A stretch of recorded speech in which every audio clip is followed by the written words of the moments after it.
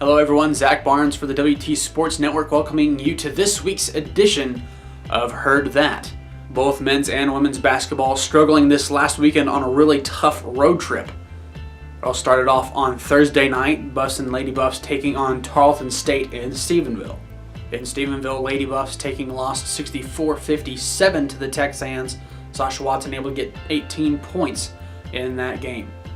On the men's side, they ended up losing as well, 91-73 to the Texans. Drew and Jordan Evans able to get 13 points apiece. And then on Saturday, a tough loss for the Lady Buffs, a 78-60 loss to Texas A&M Commerce.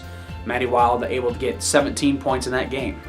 Then in the men's game, a double overtime thriller as the Buffs ended up losing 104-103 to Texas A&M Commerce. David Chavovic and Jordan Evans both with big games, as David Chavovic getting 29 points on the game and Jordan Evans with 24. Always multiple things, I think, but the biggest thing is lack of execution from the offensive end. We're keeping the games close, and 4 or 5 minutes left in the game, and we're not executing. They're going on runs, and we're not giving ourselves a chance to finish out the game. Still struggling with some of the turnovers, things like that. So you got to be able to execute. You got to stay poised, calm.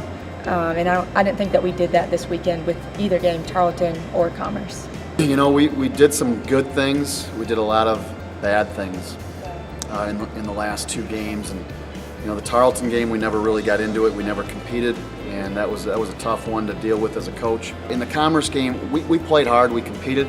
They're a good team. I mean, they're a very, very good team. They've got some lightning quick guards that are hard for us to stay in front of. It's hard for anybody to stay in front of, but it's something that we made a lot of mistakes where we were switching and both guys would cover one guy and we'd leave one guy open, and we've got to watch some film today and really get back at it and get back to the basics is what we need to do, because we have to get out Eastern and Western. These are big games again. You know, you got to try to go get 2 in the conference. If we can get 2, that, you know, that puts us right back in it, but it's going to be tough. I mean, playing it on the road, we have not done well. We're in conference. We've got a losing record on the road right now, so we've got to try to change that.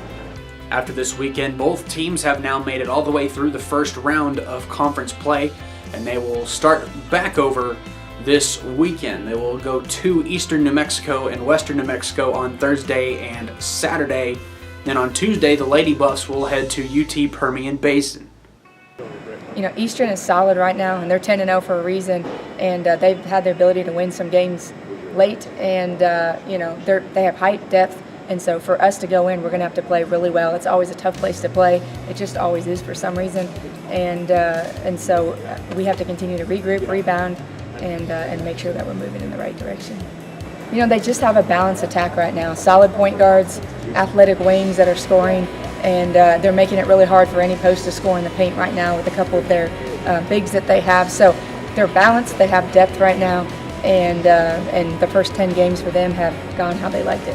When Eastern played Midwestern, and that's where that coach was at, that game went in overtime. I think it was 108-104, something like that, and those guys got up for it. You're definitely right. They are going to get up for us. We have got to be ready to go. It is, you know, our locations, we're only a couple hours away. We recruit some of the same kids. It is going to be a very intense game on our side. Hopefully it is on our side, and they'll come ready to play. But it's something that we've got to execute, and we've got to stick to our game plan, and we've got to really pull together. You know, if a guy takes a charge, we've got to have 4 guys helping him up and do all those little things that really make a team a team.